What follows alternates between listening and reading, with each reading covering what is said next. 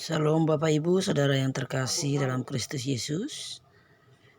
Bertemu kembali dalam pembahasan khotbah kita untuk khotbah Minggu 25 Agustus 2024. Sebelum kita sama-sama merenungkan tentang firman Tuhan, marilah kita berdoa. Damai sejahtera Allah yang melampaui segala akal, itulah yang memelihara hati dan pikiran dalam Kristus Yesus Tuhan kita. Amin. Firman Tuhan untuk kita, khotbah Minggu 25 Agustus 2024, tertulis dari Efesus pasal 6 ayat 10 sampai ayat 20. Demikian firman Tuhan. Akhirnya hendaklah kamu kuat dalam Tuhan, dalam kekuatan kuasa-Nya. Kenakanlah seluruh perlengkapan senjata Allah, supaya kamu dapat bertahan melawan tipu muslihat iblis. Karena perjuangan kita bukanlah melawan darah dan daging, tapi melawan pemerintah-pemerintah, melawan penguasa-penguasa, melawan penghulu-penghulu dunia yang gelap ini, melawan roh-roh jahat di udara. Sebab itu ambillah seluruh perlengkapan senjata Allah, supaya kamu dapat mengadakan perlawanan pada hari yang jahat itu, dan tetap berdiri sesudah kamu menyelesaikan segala sesuatu. Jadi berdirilah tegap, berikat pinggangkan kebenaran, dan berbaju jerahkan keadilan. Kakimu berkasutkan kerelaan untuk memberitakan Injil damai sejahtera. Dalam segala keadaan pergunakanlah perisai iman, sebab dengan perisai itu kamu akan dapat memadamkan semua panah api dari si jahat. Dan terimalah ketopong keselamatan dan pedang roh, yaitu firman Allah.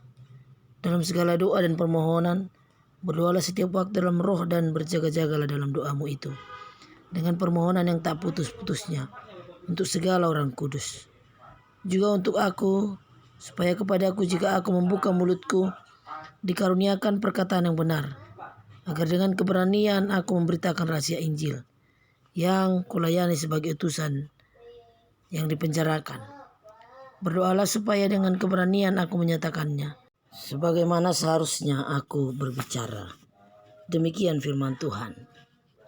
Bapak Ibu Saudara sekalian, kita mengetahui bahwa kita ini adalah daging atau tubuh dari Kristus. Itu adalah sebuah kebenaran. Jemaatlah yang disebutkan dengan hal itu. Kepala gereja adalah Kristus, dan tubuhnya ialah jemaatnya, yang mengumpulkan dan menggembalakan serta memperdulikan semuanya. Kepala tentu akan mengarahkan perjalanan dari tubuh itu, dan tubuh pun akan ikut kepada arahan dari kepala itu. Tetapi kita harus tahu bahwa di dalam koordinasi atau pengaturan dari kepala, semua harus turut supaya berjalan dalam kebenaran. Sebab kepala lah yang membawa tubuh dari kegelapan menuju terang yang kekal. Itu adalah satu pengajaran yang teguh dari Apostel Paulus kepada jemaat di Efesus. Dan melalui surat dari penjara, ada beberapa surat yang dituliskan oleh Apostel Paulus atau Rasul Paulus semasa dia dalam penjara. Tetapi walaupun dalam keadaan tubuh yang terpenjara, namun segala pikirannya tetap teguh dalam keselamatan yang sudah diberikan oleh Yesus Kristus dalam kehidupannya, dan terus menggelora dalam hatinya, supaya setiap pemberitaannya kepada jemaat yang dia temui, baik dalam hal pemberitaan melalui surat atau secara langsung bertemu, tidaklah menjadi satu alasan bagi dia untuk melupakan pengorbanan Yesus Kristus di kayu salib dan kebangkitannya. Begitupun dengan apa yang sudah dilakukan oleh Yesus dan dikatakan oleh Yesus, bagi siapa yang mengikut Yesus dan mempercayai pengorbanannya itu, dia mendapatkan kehidupan yang kekal. Teguh dalam kepercayaan dan satu dalam kesatuan tubuh Kristus. Itulah yang sekaligus diberitakan oleh Paulus kepada jemaat Efesus, dan berjaga-jaga dalam aturan dan peraturan dalam perjalanan kehidupan, berhubungan dengan etika, moral, dalam hubungan berinteraksi yang boleh kita perhatikan dalam Efesus 6 ayat 1 sampai ayat 9, yaitu perikop sebelum khotbah kita ini. Semuanya telah diberi keterangan tentang bagaimana hubungan yang erat dan baik, supaya tidak ada sebuah kesalahan, terlebih pada persekutuan yang baik di tengah-tengah keluarga dan di tengah-tengah kehidupan sehari-hari. Kita mau melihat bahwa keterangan dari Rasul Paulus dalam perikop kita, itulah yang harus menjadi sebuah perilaku yang teguh dari seorang anak, bapak, seorang hamba, dan juga seorang tuan. Kita melihat bahwa hal itu dimulai dari skop yang paling kecil hingga skop yang paling besar. Sebab semua harus diterima oleh orang-orang sesuai dengan apa yang dia kerjakan. Maka hal yang praktis itulah yang diharapkan oleh Rasul Paulus kepada jemaat di Efesus untuk boleh dikerjakan dan dihidupi sebagai wujud dari kepercayaan. Maka Bapak Ibu Saudara, mari kita kaji terlebih dahulu apakah keterangan mengenai ayat per ayat dari khotbah kita dalam perikop yang kita baca hari ini. Yang pertama ayat 10 dikatakan, akhirnya hendaklah kamu kuat dalam Tuhan di dalam kekuatan kuasanya. Kita melihat bahwa di awal dari ayat ini mengatakan akhirnya. Kata-kata akhirnya memiliki arti berhubungan dengan perikop kita ini. Pada ayat sebelumnya berhubungan dengan sikap praktis yang harus dikerjakan oleh jemaat itu, setiap orang yang percaya kepada Yesus Kristus. Dan kata penutup yang menjadi statement yang harus dipegang teguh oleh jemaat itu adalah menjadi teguhlah. Teguh di dalam Tuhan kita dan di dalam kekuatan daripadanya. Dikatakan lagi, hendaklah kamu kuat dalam Tuhan. Ada penekanan bahwa di dalam Tuhan setiap orang mendapatkan kekuatan. Dan apa yang diandalkan dalam kehidupannya semata-mata hanya kekuatan daripada Tuhan. Bukan apa yang dia miliki dan apa yang dia kerjakan. Bukan kepintaran, kebolehan, kelebihan, dan lain sebagainya. Jadi apa yang diinginkan oleh Rasul Paulus kepada jemaat Efesus, supaya setiap orang tetap kuat di dalam Tuhan. Artinya, kalaupun di waktu-waktu tertentu ada persoalan yang menimpa kehidupan kita, maka kita harus merasakan damai dan kesabaran yang menjadi satu mutiara sebagai buah dari kepercayaan kita. Sebab bukanlah diri kita yang kita andalkan, tetapi kekuatan daripada Tuhan sematalah yang menjadi andalan kita. Melawan apa yang tidak kelihatan, itu adalah sangat sulit. Tetapi Di Yohanes 15 ayat 5, Yesus telah mengatakan, "Di luar aku, kamu tidak dapat berbuat apa-apa." Maka teguhlah di dalam kepercayaan kepada Tuhan.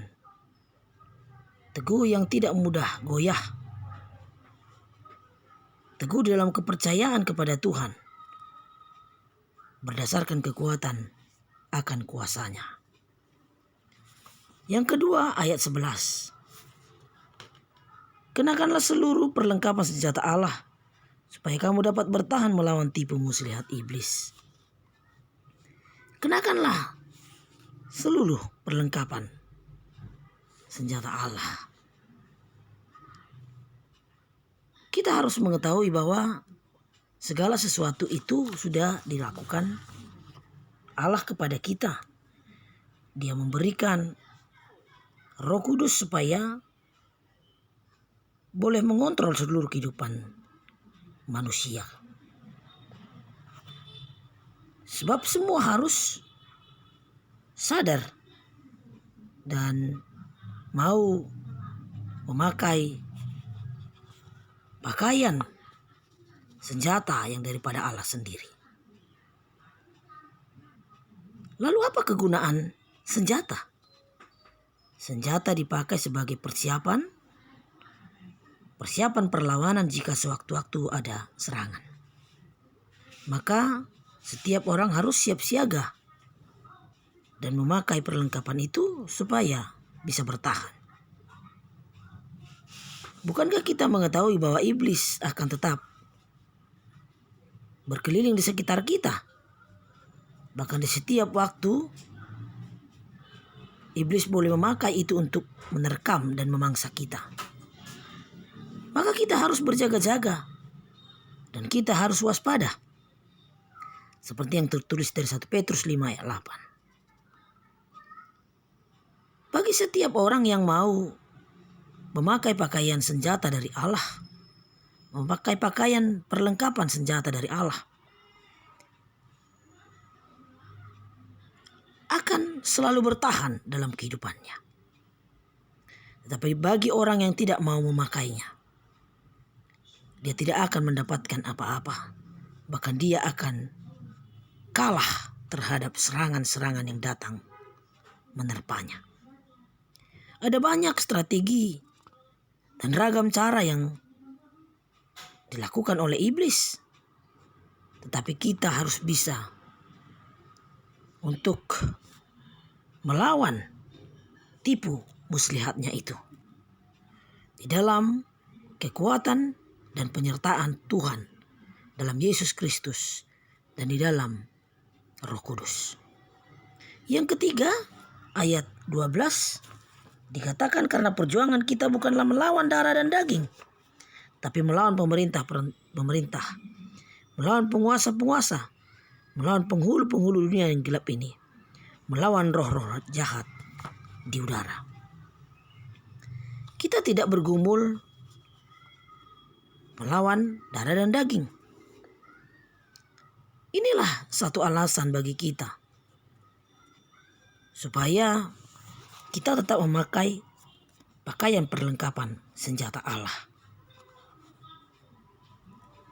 Karena perlawanan kita bukanlah darah dan daging, tetapi sesuatu yang tidak kelihatan. Perlawanan kita bukanlah hal yang kelihatan.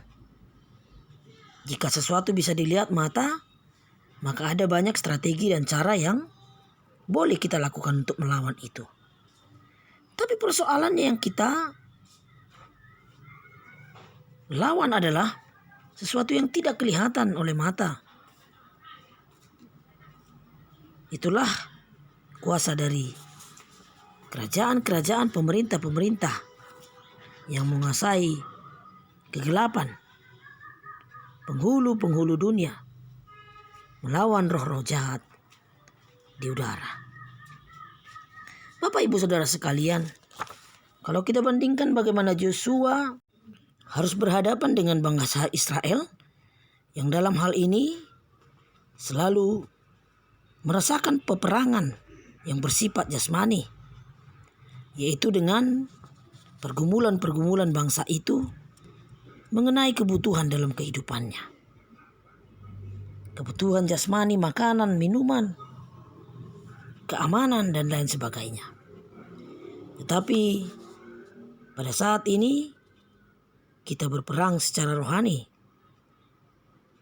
Tapi bagaimana kita bisa bertahan dalam kehidupan, tetap dalam kepercayaan. Sebab setiap penguasa di dalam kegelapan yang dimaksud dalam ayat 12 ini, itu yang sangat sulit untuk kita lawan. Melawan penguasa yang ada di udara dengan roh-roh jahat itu tidak bisa dilihat oleh mata dan tidak bisa dijamah oleh tangan. Itu sangatlah sulit untuk melawannya, tetapi dengan kasih Tuhan, kekuatan daripada Tuhan, tentu segala sesuatu boleh kita kerjakan dengan perlengkapan senjata dari Allah. Yang keempat, ayat 13 dikatakan, sebab itu ambillah seluruh perlengkapan senjata Allah, supaya kamu dapat mengadakan perlawanan pada hari yang jahat itu dan tetap berdiri sesudah kamu menyelesaikan segala sesuatu. Kita melihat hubungannya dengan ayat 11, supaya memakai pakaian perlengkapan senjata Allah. Tetapi kalau di dalam ayat 13 ini, inilah yang menjadi eksekusinya atau tindakan praktis. Karena itu dikatakan ambillah. Berarti ada sesuatu tindakan yang harus dilakukan secara praktis. Bergerak, bertindak, berbuat. Bukan hanya omong doang.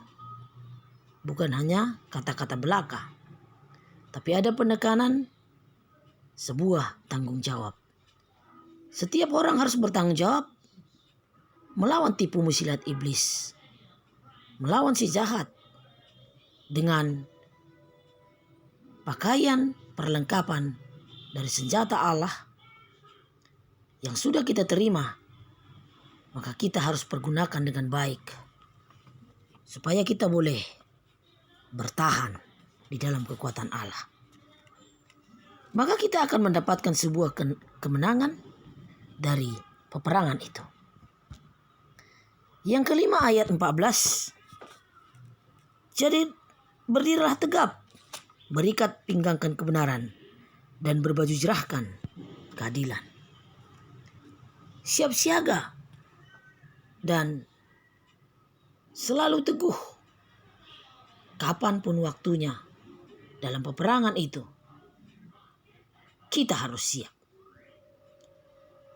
dan mengenakan perlengkapan seperti seorang tentara yang harus memiliki ikat pinggang yang kuat supaya dia bisa bersiap dan bertindak,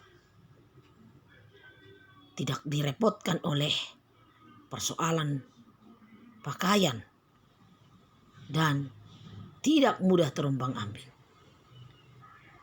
Di sana yang ditekankan adalah ketetapan hati atau keteguhan pikiran dan hati, prinsip dan komitmen.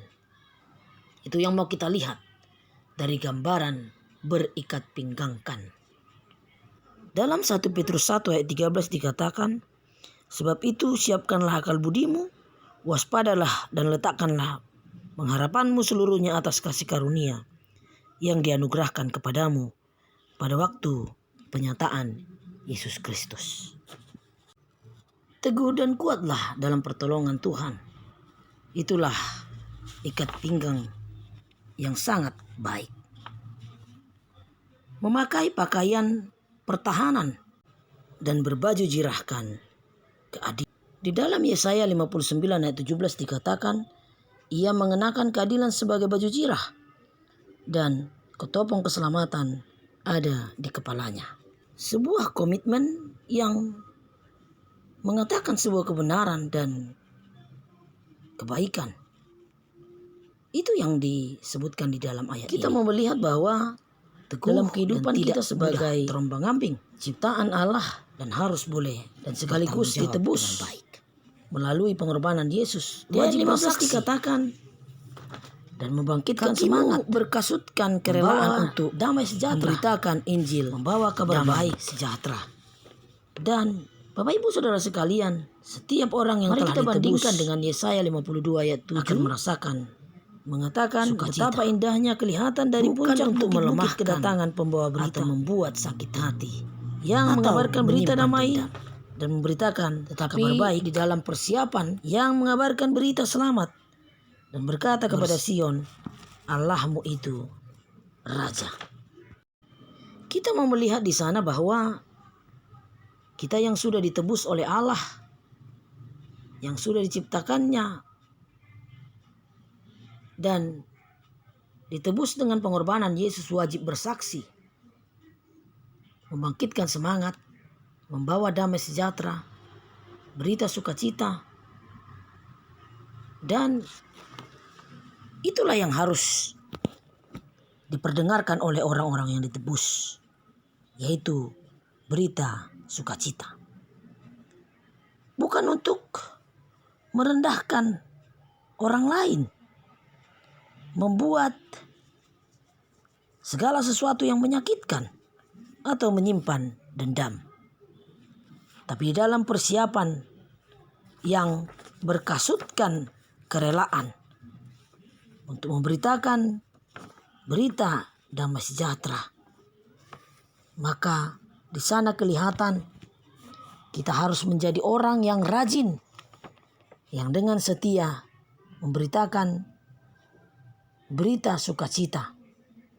Artinya, jika kaki kita tidak memiliki alas, maka akan sulit untuk berjalan, bahkan berlari. Tetapi ketika kita sudah memiliki kasut, apapun yang menjadi penghalang di dalam perjalanan kita untuk memberitakan Injil akan bisa kita hindari. Maka kita akan bisa berjalan lebih lama, berlari untuk memberitakan berita keselamatan, berita damai sejahtera, berita kebenaran, berita sukacita yang dikehendaki Allah untuk kita lakukan. Sebab kita adalah saksi. Menghibur orang yang berduka, menyembuhkan orang yang sakit, membangkitkan semangat dan pengharapan bagi orang di sekeliling kita. Yang ketujuh ayat 16-17. Dalam segala keadaan pergunakanlah perisai iman. Sebab perisai itu kamu dapat memadamkan semua panah api dari si jahat. Dan terimalah ketopong keselamatan dan pedang roh, yaitu firman Allah. Bapak Ibu Saudara sekalian, kita harus mau menerima perisai iman. Dan kita harus mau memakai ketopong keselamatan. Kita harus mau memakai pedang roh supaya kita mampu mengerjakan pekerjaan kita sebagai tentara Allah. Kita diharapkan supaya bersiap siaga dalam segala perlengkapan, yaitu pedang dari roh dan firman Allah. Apa yang disebutkan dalam ayat ini adalah seperti perlengkapan tentara atau prajurit yang diibaratkan dengan menggunakan alat-alat seperti perisai iman, ketopong keselamatan, dan pedang. Perisai, ketopong, dan pedang roh. Bapak Ibu Saudara sekalian, itulah kelengkapan pertahanan kita yang membuat kita siap dan teguh untuk menjalani kehidupan kita.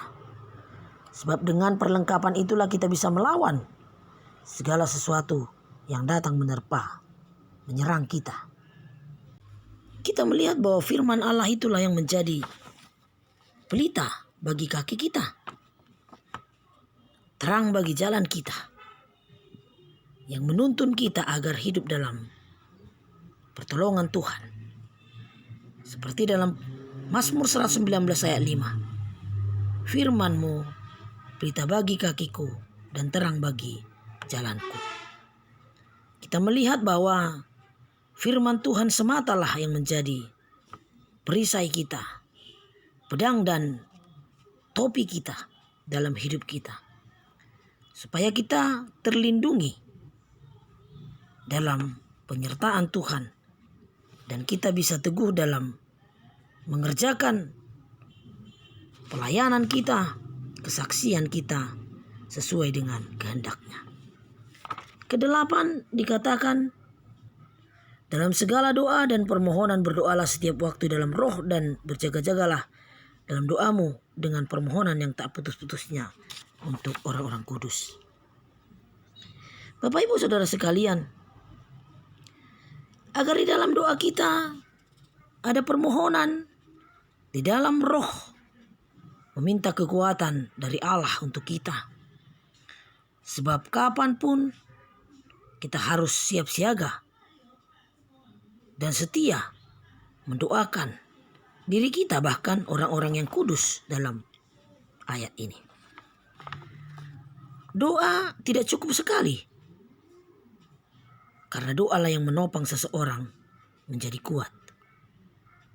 Doa adalah nutrisi di dalam kehidupan kita, sebab doalah yang membangkitkan semangat dan pengharapan kita. Kita harus memiliki persekutuan yang intim dengan Allah melalui doa kita, supaya kita tahu mendoakan apa yang kita butuhkan, yang kita inginkan, yang diinginkan Tuhan untuk kita kerjakan dalam hidup kita. Doa secara umum itulah yang ditekankan di ayat ini. Tetapi doa secara khusus ditujukan untuk berdoa dengan permohonan yang tak putus-putus, bahkan dalam permohonan di dalam roh. Tidak ada henti-hentinya dan harus teguh serta setia. Bukan untuk berdoa hanya untuk diri sendiri, tetapi untuk orang lain. Untuk orang lain. Dan terus memberikan dirinya percaya kepada Tuhan di dalam Yesus Kristus. Yang ke-9 ayat 19 sampai 20. Fokus utama dari Rasul Paulus yakni supaya setiap berita sukacita itu tetap di dalam jemaat di Efesus. Walaupun di dalam penjara, dia tetap teguh di dalam hidup yang menjadi saksi, memberitahukan rahasia Injil. Dan dia bersukacita oleh karena semuanya itu. Tidak pernah sekalipun Paulus merasa lemah untuk melakukan semuanya itu. Sebab dia menyadari bahwa panggilan dari Allah itu yang harus dia kerjakan. Sebab keteguhan hati yang ada padanya hanyalah berdasarkan daripada kekuatan daripada Tuhan. Paulus mengerjakan panggilannya, sebab itu adalah sebuah kesadaran dan tanggung jawab yang harus terus dia kerjakan. Bapak Ibu Saudara sekalian, apa yang mau kita lihat dan kita renungkan dari khotbah kita kali ini, yang menjadi mutiara yang harus kita lakukan dalam kehidupan kita, berhubungan dengan perikop minggu kita ini. Kita mau lihat supaya kita hidup dan mengerjakan apa yang Tuhan inginkan dalam hidup kita. Setiap orang Kristen yang mempercayai Kristus Yesus dipersonifikasikan atau digambarkan seperti sebuah peperangan. Peperangan yang kita hadapi haruslah boleh kita hadapi dengan benar, dengan memakai perlengkapan-perlengkapan yang diberikan oleh Allah. Di dalam peperangan itu, kita harus mempersiapkan diri kita dengan sebaik-baiknya. Sebab segala sesuatu sudah disiapkan oleh Allah menjadi kelengkapan peperangan bagi kita untuk melawan iblis dan melawan si jahat yang ada di dunia ini, yang ada di udara. Maka Allah secara luar biasa memperlengkapi setiap tentaranya, setiap anak-anaknya untuk melawan iblis itu dengan segala kejahatan di dunia ini. Maka kita hendaklah menerima kelengkapan yang dari Allah di dalam roh kita, supaya kita tetap kuat dan teguh bersama Tuhan dalam kehidupan kita.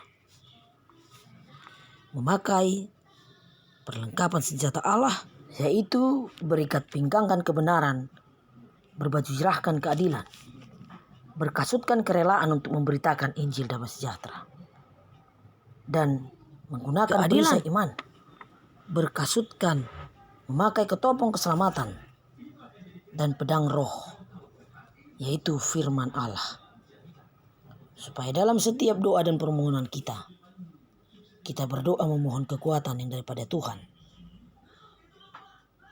Dan bagaimanapun kita harus percaya bahwa kita telah dipanggil untuk memakai karunia-karunia yang diberitakan Allah kepada kita, memberitakan perkataan-perkataan yang benar dengan keberanian, membangkitkan semangat, membangkitkan pengharapan, dan membangkitkan kepercayaan untuk kita pakai sebagai kemuliaan bagi Tuhan. Amin, kiranya Tuhan menguatkan kita untuk melakukan firman-Nya. Kita berdoa. Terima kasih Tuhan untuk firman-Mu yang memberikan kekuatan bagi kami, bahwa kami berada di dalam dunia dan melawan penguasa-penguasa dunia, roh-roh jahat, iblis. Tetapi oleh karena kasih karunia-Mu, Tuhan memberikan perlengkapan-perlengkapan perang bagi kami, sehingga peperangan yang kami hadapi di dunia ini mampu kami hadapi, dan kami akan berkemenangan bersama Tuhan. Terima kasih Tuhan, ajari kami merenungkan firman-Mu serta melakukannya. Dalam nama Yesus Kristus Tuhan kami yang hidup. Amin.